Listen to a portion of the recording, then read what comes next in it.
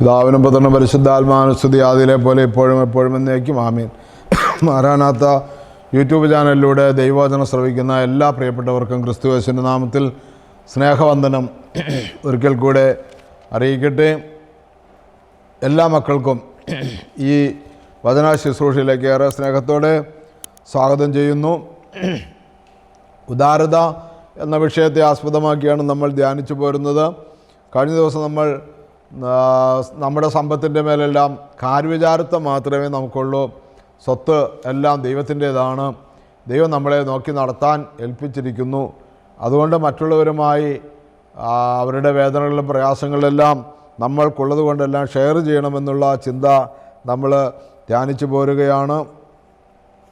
കാര്യവിചാരകത്വം നമ്മിലാണെന്നുള്ളതിൻ്റെ തെളിവായിട്ട് യേശുക്രിസ്തു പറയുന്നത് മത്തായിയുടെ സുവിശേഷം 25-ാം അധ്യായത്തിലാണ്. ഒരു വാക്ക് പ്രാർത്ഥിച്ച് നമുക്ക് ധ്യാനിച്ച് ആരംഭിക്കാം. നിത്യനും വാഴ്ത്തപ്പെട്ടവനുമായ ഞങ്ങളുടെ സ്വർഗീയ പിതാവേ, ഈ നല്ല സമയത്തിനായി നന്ദിയോടെ സ്തുതിക്കുന്നു, സ്തോത്രം ചെയ്യുന്നു, മഹത്വപ്പെടുത്തുന്നു. പരിശുദ്ധാത്മാവിനാൽ ഞങ്ങളെ നിറയ്ക്കണമേ, തിരുരക്തത്താൽ ഞങ്ങളെ കഴുകണമേ, വിശുദ്ധീകരിക്കണമേ, ഏറെ ജ്ഞാനവും വിവേകവും ഞങ്ങൾക്ക് നൽകണമേ എന്ന് പ്രാർത്ഥിക്കുന്നു. വചനം കേട്ട് അതനുസരിച്ച് ജീവിക്കുന്നവരായി തീരുവാൻ ഞങ്ങളെ സഹായിക്കണമേ. പരിശുദ്ധ അമ്മേ, ദൈവമാതാവേ, സകല വിശുദ്ധന്മാരെ ശുദ്ധിമതികളെ പ്രാർത്ഥിക്കണമേ. യേശുവിൻ്റെ പരിശുദ്ധ നാമത്തിൽ ചോദിക്കുന്നു, കൃപയോടെ കേട്ട് ഉത്തരം തരുമാറാകണമേ. ആമീൻ. പ്രിയമുള്ളവരെ, മത്തായിയുടെ സുവിശേഷം 25-ാം അധ്യായത്തിൻ്റെ 14 മുതൽ 30 വരെ വാക്യങ്ങൾ നമ്മൾ വായിക്കുമ്പോൾ, ലൂക്കോസിൻ്റെ സുവിശേഷം 19-ാം അധ്യായത്തിലും അത് തന്നെ രേഖപ്പെടുത്തിയിരിക്കുന്നുണ്ട്. 12 മുതൽ 27 വരെ വാക്യങ്ങൾ.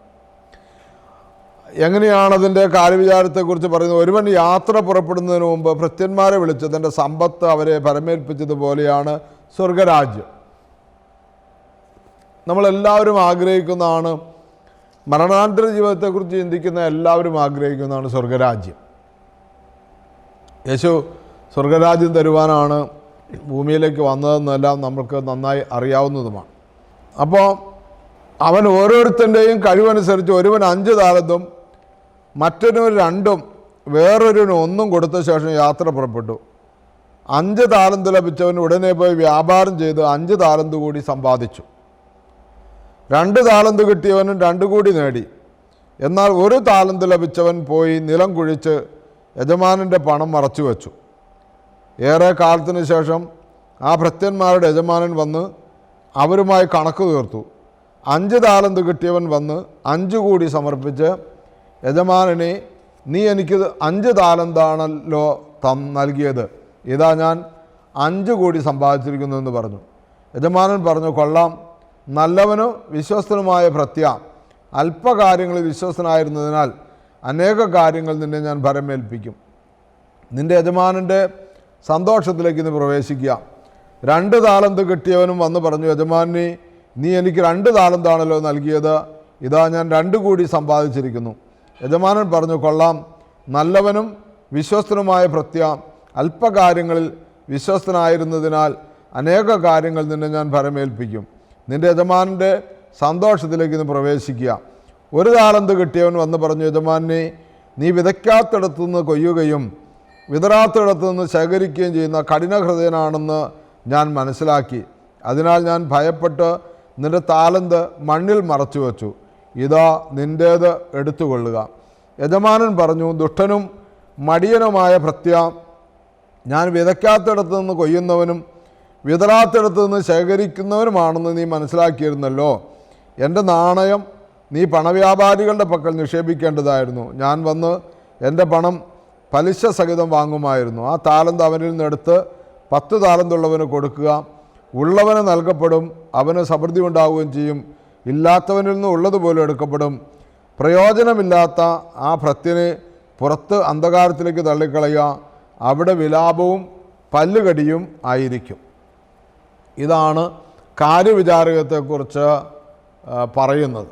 3 വ്യക്തിയാണ് അവിടെ നമുക്ക് കാണിച്ചത്. ഒന്ന്, 5 താലന്ത് വാങ്ങിയവൻ അല്ലെങ്കിൽ ഏൽപ്പിക്കപ്പെട്ടവൻ എന്ന് പറഞ്ഞാൽ അത് സമ്പത്താകാം, സുവിശേഷ പ്രഘോഷണത്തിലുള്ള ആത്മീയ വരങ്ങളാകാം, ഏത് കിട്ടിയാലും 5 താലന്ത് അത് സമ്പാദിച്ചു. എങ്ങനെ സമ്പാദിച്ചു? അത് വ്യാപാരം ചെയ്തു, അത് ആവശ്യക്കാർക്ക് കൊടുത്തു. അപ്പോൾ സ്വർഗത്തിൽ അവന് അതിൻ്റെ പ്രയോജനമുണ്ടാവുകയാണ്. 2 താലന്ത് കിട്ടിയവനും അത് വ്യാപാരം ചെയ്തു, അവനെ ഏൽപ്പിച്ച ഉത്തരവാദിത്തങ്ങൾ അവൻ നിറവേറ്റി. 1 താലന്ത് കിട്ടിയവൻ കുഴിച്ചു മൂടി.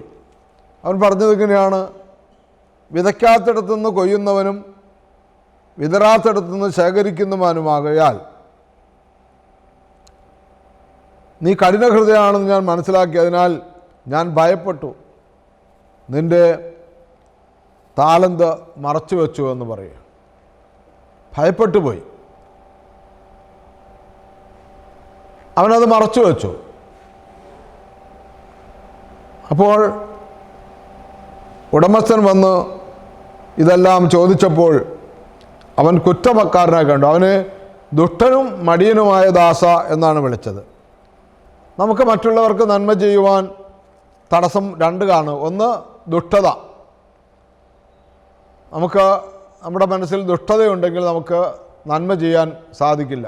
2, മടി ഉണ്ടെങ്കിൽ സാധിക്കില്ല. ഈ 2 പേരാണ് അവനെ വിളിക്കുന്നത് ദുഷ്ടനും മടിയനുമായ ദാസ. അവനെ അന്ധകാരത്തിലേക്ക് തള്ളിയിടാൻ പറയുകയാണ്. നമ്മൾ പ്രിയമുള്ളവരെ, ഈ കാര്യവിചാരത്തിൽ വിശ്വസ്തരായിരിക്കാൻ നമുക്ക് കഴിയുന്നുണ്ടോ എന്ന് നമ്മൾ പരിശോധിക്കണം. പുരുഷന്മാരുടെ ശവസംസ്കാര ശുശ്രൂഷ സമയത്ത് 4-ാം ക്രമത്തിൽ 4-ാം ശുശ്രൂഷയിൽ ലുത്തീനിയ കഴിഞ്ഞ് വരുന്ന ഭാഗം എന്ന് പറഞ്ഞാൽ നമ്മളെ പള്ളിയിൽ നിന്ന് സെമിത്തേരിയിലേക്ക് എടുക്കുന്ന സമയത്ത്, അതുപോലെ തന്നെ നമ്മുടെ വീട്ടിൽ നിന്ന് മൃതശരീരം എടുക്കുന്ന സമയത്ത് പാടുന്ന ഒരു ഗീതമാണത്. വത്സലരെ ദൂരത്ത് എന്തിനു നിൽക്കുന്നു, അരികിൽ വരിൻ ശ്ലോമ തരുവിൻ, പ്രാർത്ഥിച്ചിടുവിൻ, സങ്കടകീർത്തമേൻ പേർക്കായി പാടിടുവിൻ എന്ന് തുടങ്ങുന്ന ആ ഗീതത്തിൻ്റെ 4-ാമത്തെ സ്റ്റാൻസിൽ ഇങ്ങനെ നമ്മൾ പാടുന്നുണ്ട്: ഭുവനനിവാസികളെ ശുഭമോടുവാണിടുവിൻ, ലോകമയന്മാർക്കില്ല ഗുണം കാലം മൂലം. മരണപ്പെട്ട ആൾ നമ്മളോട് പറയുകയാണ്, ഈ ഭൂമിയിൽ വസിക്കുന്നവരെ ശുഭമോട് വാഴുക, സന്തോഷത്തോടെ ആയിരിക്കുക, ലോകമയന്മാർക്കില്ല ഗുണം കാലം മൂലം. എന്തോരം കാലം അവനിവിടെ ജീവിക്കാൻ പറ്റിയാലും അവൻ ലോകപ്രകാരമാണ് ജീവിക്കുന്നതെങ്കിൽ അവനൊരു പ്രയോജനവുമില്ല എന്ന് പറഞ്ഞിട്ട് അടുത്ത വരി എങ്ങനെയാണ്: പോകുന്നേ നൽകാൻ എൻ്റെ കണക്കെല്ലാം സർവരഹസ്യ വിധീശന്തൻ തിരുസന്നിധിയിൽ. ഞാൻ പോവുകയാണ്, എൻ്റെ കണക്കെല്ലാം പരിശോധിക്കുന്നവൻ്റെ മുമ്പിൽ, എൻ്റെ കണക്കെല്ലാം പരിശോധിക്കുന്നവൻ്റെ മുമ്പിലേക്ക് തിരുസന്നിധിയിൽ ഞാൻ പോവുകയാണ് എൻ്റെ കണക്ക് നൽകാൻ വേണ്ടി. പ്രിയമുള്ളവരെ, ഈ കണക്ക് ഇതാണ്. ഈ ഭൂമിയിൽ നമ്മളെ ആക്കി വെച്ചിട്ട് നമ്മുടെ കാര്യവിചാരകത്വം ക്രൂരമായിട്ടായിരുന്നോ, അത് ഉദാരമായിട്ടായിരുന്നോ, സ്നേഹമായിട്ടായിരുന്നോ, കഠോരമായിട്ടായിരുന്നോ എന്നൊക്കെയുള്ള ചോദ്യങ്ങളാണ് അവിടെ നമ്മളോട് ചോദിക്കുന്നത്, നമ്മൾ കൊടുക്കാൻ പോകുന്നതും. നമ്മുടെ പിതാക്കന്മാർ എത്ര ശ്രേഷ്ഠമായിട്ടാണ് നമ്മളെ ധ്യാനിപ്പിക്കുന്നത്. വത്സലരെ ദൂരത്തെ എന്തിനു നിൽക്കുന്നു, അരികിൽ വരിക, സമാധാനം ചൊല്ലി എനിക്ക് വേണ്ടി പ്രാർത്ഥിക്കുക. എന്താ കാരണം? ഞാൻ എൻ്റെ കണക്ക് കൊടുക്കാനായിട്ട് പോവുകയാണ്. കണക്കെല്ലാം ചോദിച്ചാൽ എൻ്റെ അവകാശം തീ നരകം. അങ്ങനെയാണ് നമ്മൾ പ്രഭാത പ്രാർത്ഥനയിൽ പാടുന്നത്. നിൻ സ്തുതിയും ഹല്ലേലൂയായും കർത്താവെ ഞാൻ നിർത്തരുത്, നീതിയോടെ എന്നെ വിധിക്കരുത്, ഞാൻ കടമുള്ളവനാകുന്നു, എൻ്റെ കടമെല്ലാം എന്നോട് ചോദിച്ചാൽ എന്നവകാശം തീ നരകം, ജീവനിൽ നിന്ന് എൻ ഖണ്ഡിതനാം മൗനം പോകിടും അർത്ഥിപ്പാൻ. ഇത് നമ്മുടെ ശ്ലീബ നമസ്കാരത്തിലെ പ്രഭാത പ്രാർത്ഥനയുടെ ഒരു ഗീതമാണ്. അപ്പോൾ നമ്മുടെ കണക്കെല്ലാം ചോദിച്ചാൽ നമ്മൾ തീനരകത്തിലാകാതിരിക്കാൻ സാധ്യത വളരെ കൂടുതലാണെന്ന് മനസ്സിലാക്കി ഇപ്പോൾ തന്നെ നമ്മുടെ കാര്യവിചാരത്തിൻ്റെ കണക്ക് ഏൽപ്പിക്കുമ്പോൾ വലിയ ഉദാരതയുള്ള, വലിയ വിശുദ്ധിയുള്ള മനുഷ്യരായി തീരണമെന്ന് കർത്താവ് ആഗ്രഹിക്കുകയാണ്. അതുകൊണ്ടാണ് പ്രിയമുള്ളവർ, തൻ്റെ കാര്യവിചാരത്തിൻ്റെ കണക്ക് ചോദിച്ചപ്പോൾ അവൻ എന്താ പറയുന്നത്, നീ വിതയ്ക്കാത്തിടത്തു നിന്ന് കൊയ്യുന്നവനും വിതറാത്തിടത്തു നിന്ന് ശേഖരിക്കുന്നവനുമാണെന്ന് ഞാൻ തിരിച്ചറിഞ്ഞു. ഈ ഒരു തിരിച്ചറിവ് അല്ല നമുക്ക് വേണ്ടത്. നമ്മളെ ഏൽപ്പിച്ചിരിക്കുന്ന കാര്യം നമ്മളല്ല, കർത്താവാണ് ചെയ്യുന്നതെന്നുള്ള തിരിച്ചറിവാണ് നമുക്ക് വേണ്ടത്. ലൂക്കോസിൻ്റെ സുവിശേഷത്തിൽ നമ്മൾ വായിക്കുന്നുണ്ടല്ലോ, ഞാൻ ദൈവരാജ്യം അവകാശമാക്കാൻ, നിത്യജീവൻ അവകാശമാക്കാൻ എന്തു ചെയ്യണമെന്ന് ചോദിക്കുമ്പോൾ പ്രമാണങ്ങൾ എന്ത് പറയുന്നു എന്ന് ചോദിക്കുകയും പ്രമാണങ്ങളെല്ലാം 5 എണ്ണം പറയുകയും അപ്പോൾ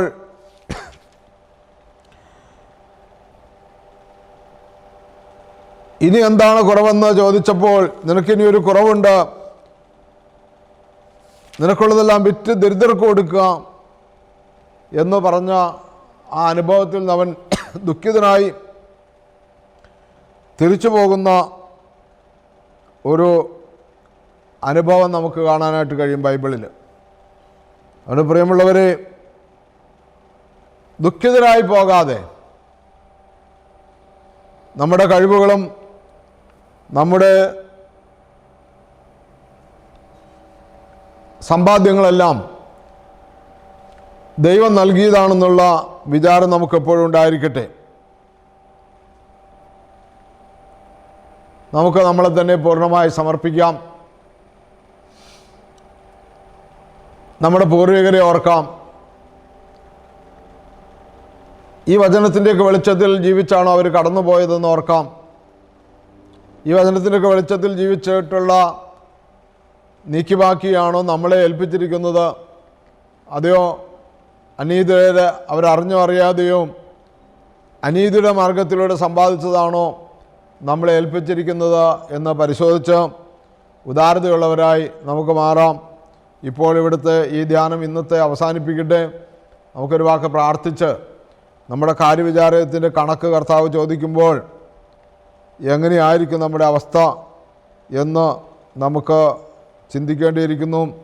നമ്മൾ നേരത്തെ വായിച്ചു, നമ്മൾ കൂട്ടവകാശികളാണ്, ദൈവത്തിൻ്റെ കൂട്ടുവേലക്കാരാണ്. അതുകൊണ്ട് നമ്മൾ ദൈവഹിതപ്രകാരം ഈ ഭൂമിയിൽ ദൈവവേല ചെയ്യുവാൻ വിളിക്കപ്പെട്ടിരിക്കുന്നവരാണ്. അത് നമ്മൾ എന്ത് ചെയ്താലും അതെ, കൃഷി ചെയ്താലും അതെ, കച്ചവടം ചെയ്താലും അതെ, ഉദ്യോഗസ്ഥ ജോലികളായിരുന്നാലും എന്ത് ചെയ്താലും നമ്മൾ ദൈവത്തോടു കൂടെ വേല ചെയ്യാൻ വിളിക്കപ്പെട്ടിരിക്കുന്നു. നമുക്ക് നൽകിയിരിക്കുന്ന ഈ കഴിവുകൾ ഏതാണോ ആ കഴിവുകളെല്ലാം ഈ താലന്താണെന്ന് തിരിച്ചറിയുക പ്രിയമുള്ളവരെ. ആ താലന്ത് അത് ദൈവം നൽകിയിരിക്കുന്നതാണ്.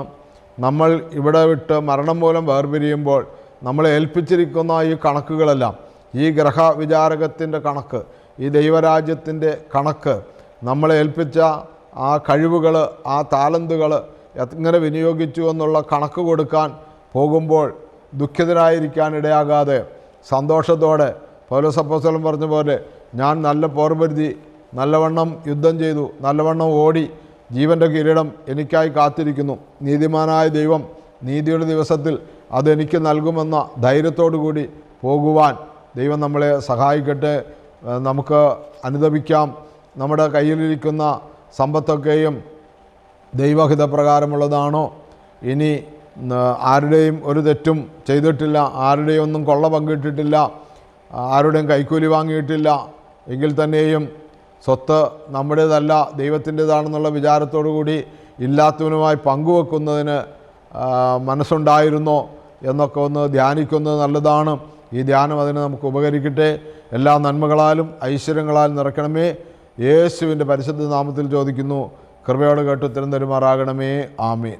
നിങ്ങൾ ഈ വചനങ്ങളൊക്കെയും അനേകർക്ക്, കർത്താവിൻ്റെ രണ്ടാമത്തെ വരവിനെ പ്രതീക്ഷിച്ചുകൊണ്ടിരിക്കുന്നവരാണല്ലോ നമ്മൾ, അനേകർക്ക് നല്ല ക്രിസ്ത്യാനികളായി ജീവിക്കുവാൻ, അനേകർക്ക് ഉപകാരപ്പെടാൻ തക്കവണ്ണം ഈ വചനം ഷെയർ ചെയ്യണമേ എന്ന് ഓർപ്പിച്ചുകൊണ്ട് നിർത്തുന്നു. ദൈവത്തിരുനാമം മാത്രം മഹത്വപ്പെടുമാറാകട്ടെ.